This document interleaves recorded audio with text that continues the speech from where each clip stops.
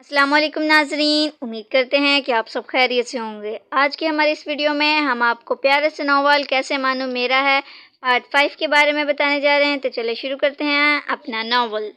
کوئی بھائی ہوتا تو شاید ایسا نہ سوچتی، لیکن اب مجھے نوکری کرنی ہے اور میری تعلیم کا یہ آخری سال ہے۔ آپ نوکری کریں گی؟ اس میں حرج ہی کیا؟ مریم کے چہرے پر وہی سکون تھا۔ جانتی ہیں آپ کس خاندان کی لڑکی ہیں؟ کیا ایسا پہلے کبھی ہوا ہے؟ کون آپ کو اجازت دے گا؟ میرے حالات مجھے اجازت دیں گے۔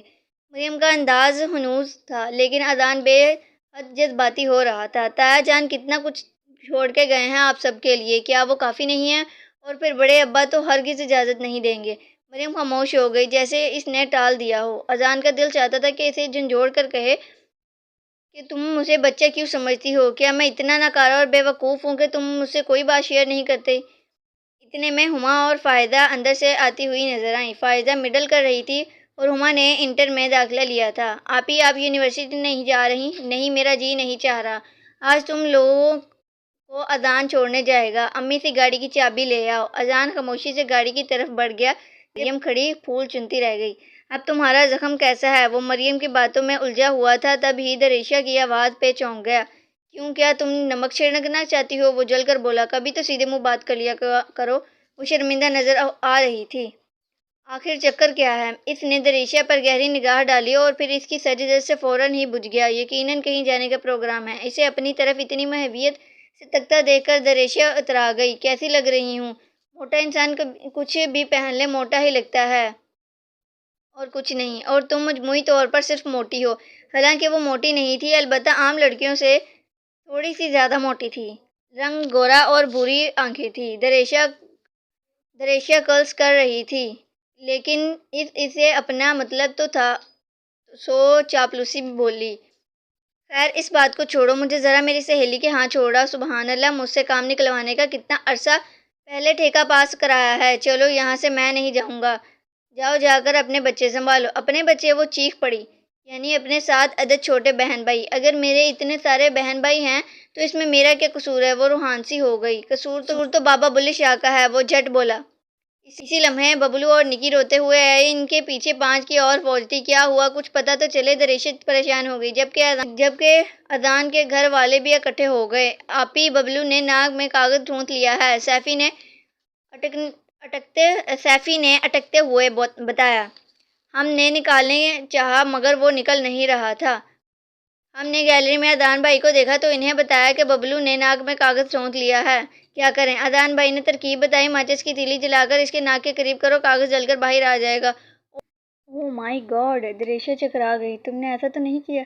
نکی نے ایسا ہی کیا، ماچس لگا کر ناک پہ لگا دی۔ اس کی ناک جل گئی۔ ناک تو اس کی جل گئی، مگر نکی کیوں رو رہی ہے؟ امی نے اسے بہت مارا ہے، اس لیے رو رہی ہے۔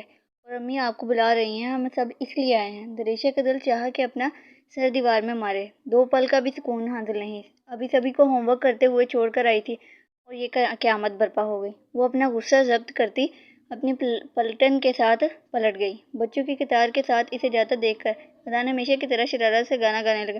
کٹ کٹ کرتی آئی مرغی، اپنی فوج کو لائی مرغی، فوج میں اس کے بچے سارے، ننھے منھے پیارے پیارے۔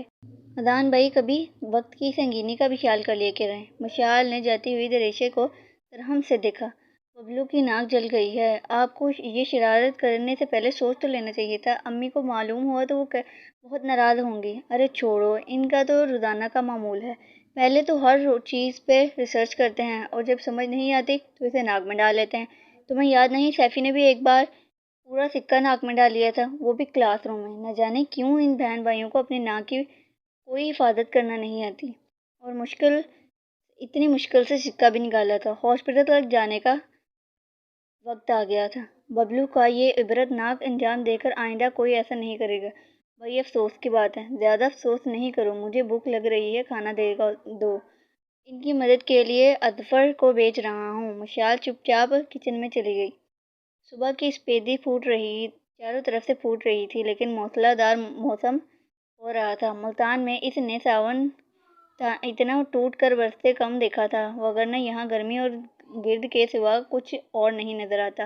شادی سے پہلے وہ کبھی ملتان نہیں آئی تھی، لیکن شادی کے بعد کبھی ملتان سے باہر نہیں گئی تھی۔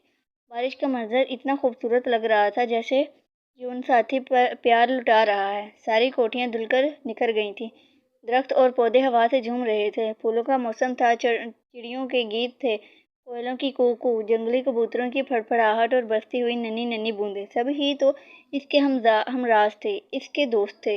وہ آسمان پہ بنتی کوسے غذا کی لکیر کو دیکھ رہی تھی، تب ہی دو مضبوط بادو نرمی سے اس کے گرد ہمار ہو گئے۔ اس نے کسمسا کر دیکھا، وہ ولید کی سپردگی میں تھی۔ میں ابھی آپ کو جگانے ہی والی تھی، ان زلفوں میں کھو کر جاگنے کا من نہیں کرتا۔ کیا کرتے ہیں، میرے بال کھینچ رہے ہیں۔ وہ نرمی سے الگ ہو گئی اور بالوں میں برش کرتے ہوئے پہلے امی کا فون آیا تھا۔ اتنی صبح خیریت تو ہے؟